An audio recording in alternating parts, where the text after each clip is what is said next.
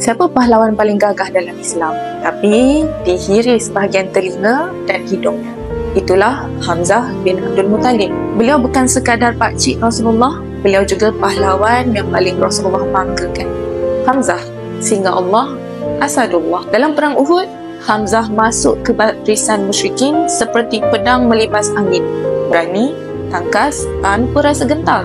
Tapi ada musuh yang target beliau.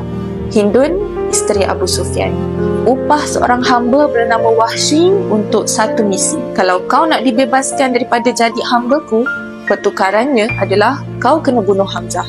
Maka Wahsy pun ke medan Uhud bersama tombak. Dari jauh, Wahsy melihat satu persatu musuh dibunuh di tangan Hamzah.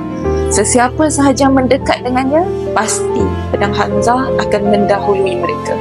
Di balik pokok, apabila Hamzah semakin mendekat di tempat sasaran, tombak itu dilepaskan Wahsy dan Hamzah gugur syahid.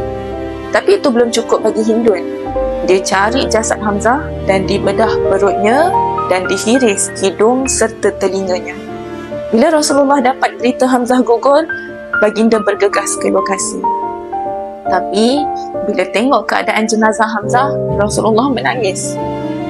Menangis sehingga tubuhnya menggigil. Kemudiannya Rasulullah bersabda, "Aku menjadi saksi bagi mereka pada hari kiamat." Hamzah dimuliakan dan beliau tetap singa Allah di mata kita semua, di dunia dan di akhirat.